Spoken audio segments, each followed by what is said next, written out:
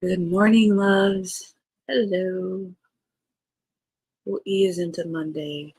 Good morning. Welcome or welcome back.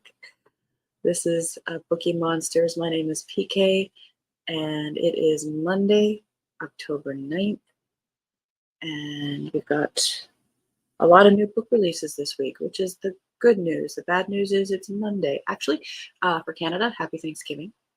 Um, they have a long weekend, so I hope you guys are having a great day there if you are watching. Others like us are gonna muddle through. No mail, probably no bank. Did you have a good weekend? My weekend was pretty okay. Hi, Annalise. How are you doing?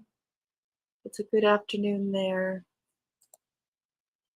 Let's see. This weekend, I worked a lot on the Afghan, which was very good news.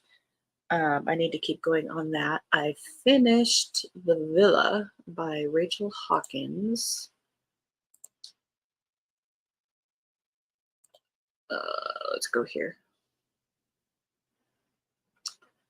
I gave it 4 stars.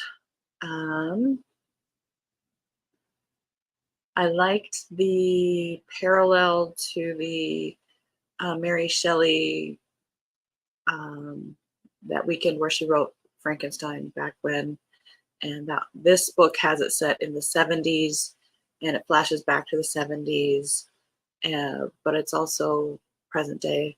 I liked it. It was 4 for me. 5, just to explain my ratings. 3 for me is I liked it, didn't hate it, but I liked it. It was fine.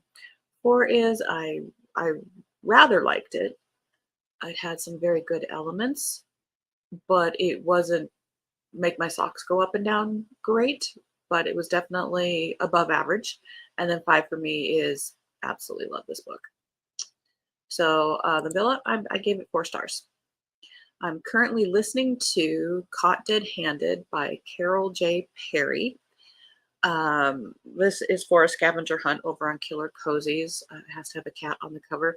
And it was an audiobook that was free on Audible or part of Audible Plus, and it was Kindle Unlimited. So whichever way I partake in that book, it didn't cost me any money, which was great. And I'm reading Deanna Rayburn's The Unexpected Peril, book 6 in the Veronica Speedwell series, which I absolutely love. So good morning, Mary. Good morning, PK and everyone. Happy Monday. No mail today. You know what? I'm still going to come home from work and check the mailbox. I just know I am. I just do that. Yes, I'm saying hello. You're still reading The Roundhouse by Louise Erdrich. Very good. I want to do a thriller mystery next. Do you have some options? We can help you. Because we do that. All right, let's switch this up. Let's go to, we're going to start with Cozy Mysteries. Sorry, I can't help you with thrillers today. Thrillers will be tomorrow, if there's any released this week.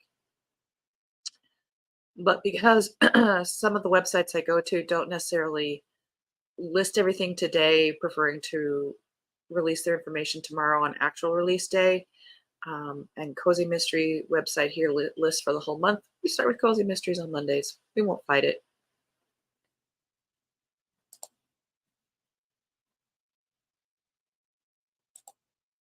Yes, please.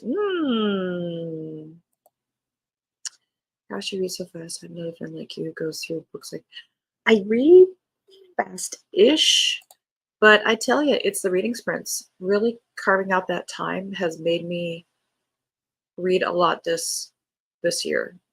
This has been a stellar year for me for number of books read. So I definitely advocate for doing reading sprints. All right. We're starting with released yesterday, which is a strange day to release, but look at that cover. Isn't that just adorable? And I'm not into adorable covers, but that is adorable. And that face. Why did you do this to me? Tempting Fate by Kate Silvers. First in a series. It's only 105 pages. Just a man, a murder, and a really, really embarrassing hobby. Obadiah, die, good, has several problems. As the only African American member of the Prospectors Rest, North Carolina Sheriff's Department, he's already generally overlooked and ignored, but if news of his secret gets out, he'll never hear the end of it. Still keeping the fact that he's far faster with a knitting or crochet or embroidery or, well, any kind of needle than a gun is his usual concern. But when this sleepy mountain town, which is home to more craft shops than people, opens its sixth annual crafts fete, with its unbeloved mayor dropping dead out of nowhere, Di suddenly has much bigger concerns. Roped into secretly investigating the case by Macbeth Macwells, the beautiful woman Di's had a crush on since they were both in the playpen, Di gives in, and they and the department's resident Boston Terrier mascot, Sergeant Pee-wee, along with occasional insights from his online men who stitch friends, discover any number of viable suspects. Was it the craft store owner the mayor broke off an affair with, who's a bit too handy with her knitting needles? The local vacation home billionaire whose son may have gone too far this time? The local baker whose new recipe for hemp brownies has run afoul of the law? Or is it someone even closer to home? Despite a complete lack of experience of anything besides tempting black bears out of town and breaking up tiffs between crafters, Di needs to figure it out, because when a second person mysteriously collapses, it becomes obvious that the killer's friend is getting a taste for death, and only Di and Mac can stop them before it's too late. There's a lot to like here. It's a male protagonist, which you don't see a lot in cozies. And he knits, which, sorry, guys knit hundreds of years ago. It's a Scottish thing. Look at Outlander. It's in there. But I just wish it were longer. If you're going to be telling this kind of story, you can tell it in 250 to 300 pages. Ah, so close.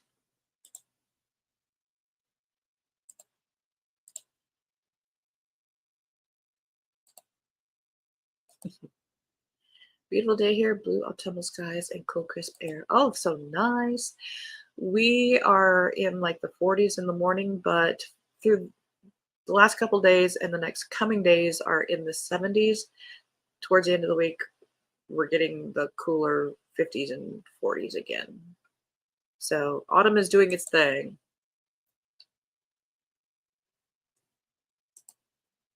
Don't You Curry by Gretchen Allen. 8th in series. Only 83 pages. Goodness. Sometimes trying to build a good reputation can be murder. With a new community manager entrenched in the peaceful village of Breezy Lake, its expansion is beginning, much to the chagrin of the residents. The noise and mess of construction fills their days, and no one can quite figure out why a new pool is being built. Disaster strikes when a body is found in the bottom of the newly dug pool, and when someone dear to the heart of a friend is suspected, resident and amateur sleuth Loretta Barksdale steps in to investigate. I'm sorry, you're only 83 pages. That's all you're getting. Yes. I mean, being crispy. Murder at Vanmore Village, 2nd in series. A quaint village, a missing artist, a deadly secret. An unexpected detour forces Ruth Morgan, food consultant extraordinaire, to spend a few days in a picturesque village. Although she's keen to get moving again, she sets out to enjoy some quality downtime. However, when a young artist goes missing and the landlady of the local bed and breakfast tumbles down a flight of stairs to her death, Ruth suspects foul play. With the stakes rising high quicker than the bistro's pastries and the mysteries piling up, Ruth must embrace her amateur sleuthing skills. Must she? She hopes to locate the missing artist before he becomes the latest victim, but has she bitten off more than she can chew? You know, looking at that cover, it almost looks historical, but it's not.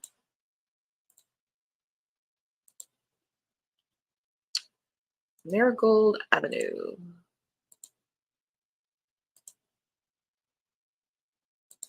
Close that. Closing some tabs that are extra. That can't be good. Don't you just hate it when there's a bot? You know, I do. It's such an annoyance every other week. Marigold Avenue. That's a pretty cover.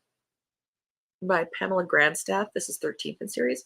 When Grace Branduff returns to Rose Hill after a decade away, she finds many things have changed, but thankfully, the people who love and care about her are glad she's back. The book she wrote about her childhood, although thinly veiled as fiction, has brought her fame and fortune. Unfortunately, it has also infuriated a few of the villains described in those pages, but does one of them hate her enough to frame her for murder? Police Chief Scott Gordon is determined to catch a thief who may also be a killer.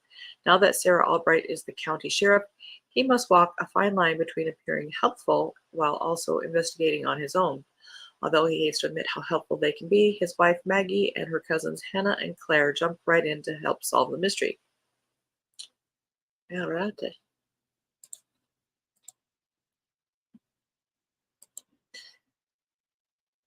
And Keo just got up to move to a softer place to sleep. Right in front of me. Looks Christmassy. It did. Harvest Moon Misfortune. Frost Island Cozy. Book number 5 by London Lovett. That is an interesting cover. I mean, it's different. It stands out. Frostfall Island is getting ready for a big Harvest Moon celebration. Dozens of boats have arrived in Bayberry Harbor, and the island is buzzing with activity. Anna is looking forward to the delicious food and dancing. Her sister Cora is looking forward to meeting all the yacht owners, especially the single ones. Anna's plan for a fun weekend is thrown into turmoil when the current owner of her late husband's fishing boat shows up at the boarding house. He hands her a photo that he found in the wheelhouse. It's a photo that stirs up far more worrisome questions than it does fond memories. The weekend is further disrupted when one of the yacht owners dies in a deadly fire. As usual, Detective Norwich jumps to the conclusion that the death is an accident, but Anna finds evidence that points to murder. Looking for a killer is always a nice distraction when your life has taken a bittersweet turn. We come to discuss a murder. All right, now these are the ones that are being released tomorrow, official release day. Grain and Gravestones by Laurie Albersworth.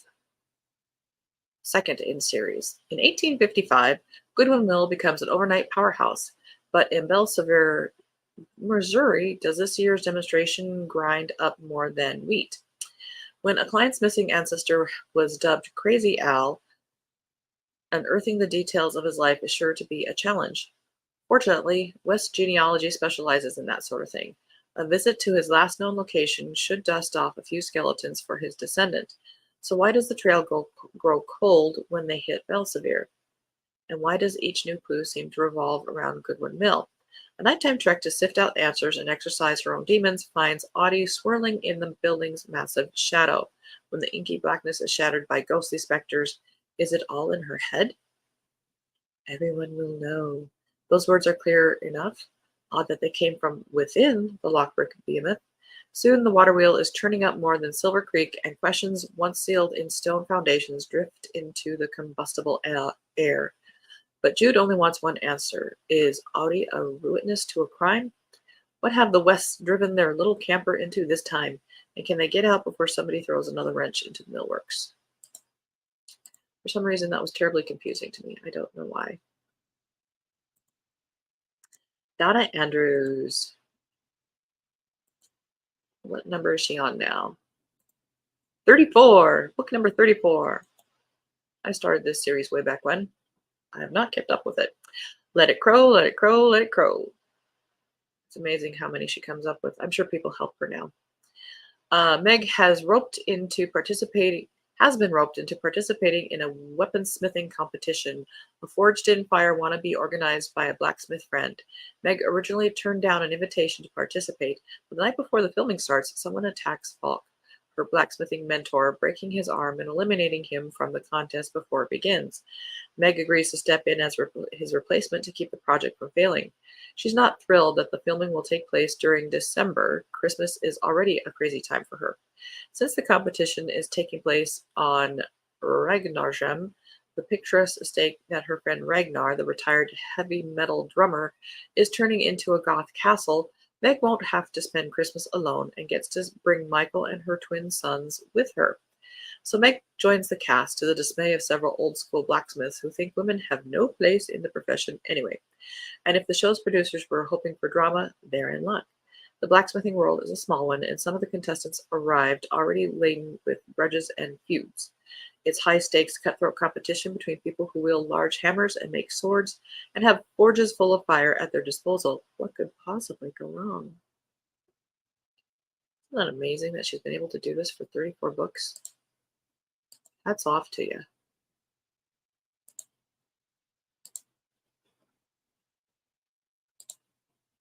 The Mystic Market Caper.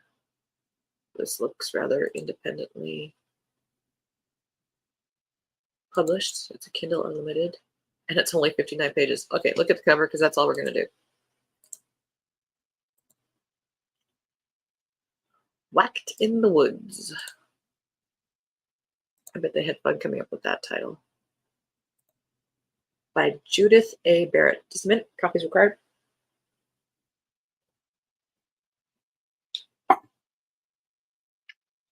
Second in series. Wren and Rascal leave Arizona for her second writing assignment, a haunted campground in Texas. A killer wants her dead. Let's just jump right in it. Wren has never left a project unfinished, so she reluctantly leaves Arizona and the cute town marshal for her next assignment, a haunted campground in Texas. After she and Rascal discover a body in the woods, it's obvious who the killer is, isn't it? Even the ghost tells her not everyone is who they seem. And that's all there is. Huh. A brevity. My name is.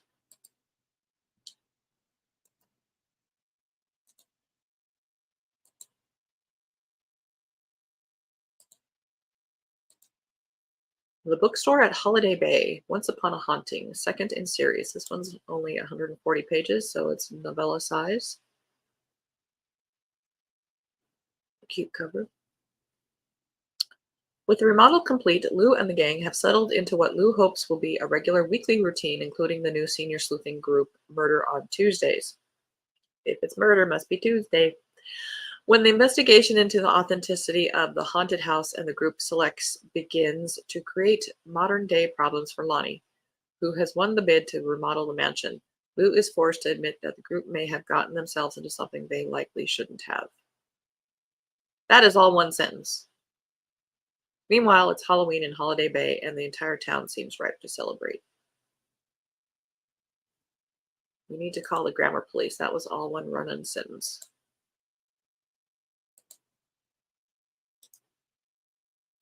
The Missing Foot Mystery. Well, scarecrows are kind of creepy to me.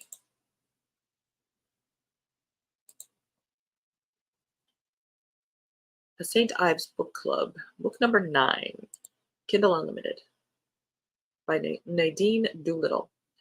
One country fair, 2 dead bodies, hundreds of suspects. Avery Holmes is chagrined when the debut of her thriller, The Spy Wore Heels, is held at Northumberland County's agricultural fair. But when a body is dug up during the plowing match, her book launch goes from bad to worse. Agent Lannister Foot vanished last year under mysterious circumstances that CSIS analyst Elliot Marks refused to investigate. That the missing foot turned up, literally, is not surprising to Marks. But who is the killer? A farmer's field hints at someone local, someone they all know, someone who is at the scene the moment the corpse is unearthed. And then another body is discovered in the corn maze, this time bizarrely hung up like a scarecrow. See, I'd be out of there. Gone. The fairgoers and organizers are starting to panic. With the sprawling 5-day event under threat and pressure from the big commercial farming interests to solve the murders and fast, the St. Ives Book Club rally together to uncover a shocking secret.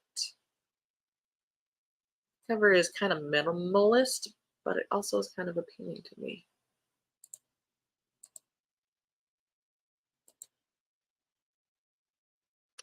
Baking Spirits Bright by Sarah Fox.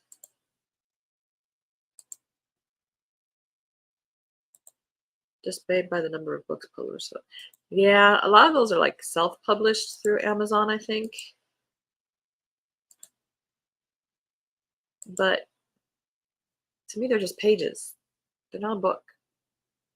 And I'm being snarky. I'm sorry. All right, second in the True Confections mysteries. In a cute new culinary cozy budding chocolatier Becca Ransom must solve a murder before she meets a sticky end. Winter has arrived in Larch Haven, Vermont, bringing with it holiday cheer, lots of snow, and freezing temperatures. Becca Ransom is squeezing in time to skate on the frozen canals and drink hot chocolate by a roaring fire, while also whipping up new creations for her family's chocolate shop and experimenting with holiday flavors like eggnog, gingerbread, and peppermint. At the same time, Becca is preparing for the Baking Spirits Bright Holiday Baking Competition, a popular annual event. She's planning to enter an edible model of Larch Haven with a mountain backdrop made of cake, gingerbread cottages, and chocolate gondolas on sugar glass canals. Professional bakers and a local food blogger are also participating in the event, and they aren't about to go down without a fight. The competition quickly heats to a boiling point with flaring tempers and mysterious happenings. When one of the entrants is found dead, stabbed with Becca's chocolate chipper, Becca tries to salvage the season by finding the killer, but the heat is on, and Becca is in danger of getting burned. And a sticky end.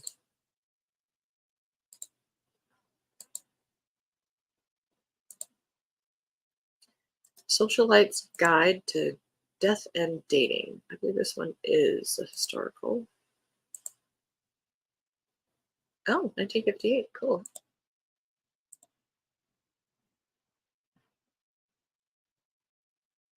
New York, 1958.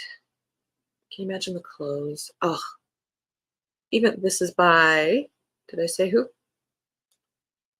S.K. Golden. Even though Evelyn Murphy has made progress conquering her agoraphobia by leaving the Pinnacle, she still feels most comfortable in her father's hotel. With Malcolm Cooper, her new boyfriend and fellow employee at the hotel, Evelyn feels prepared for whatever happens next. In this case, it's throwing a big fundraiser with the who's who of New York City. The night is a success, and Evelyn finally takes up Malcolm's offer to finally visit his apartment in Yonkers.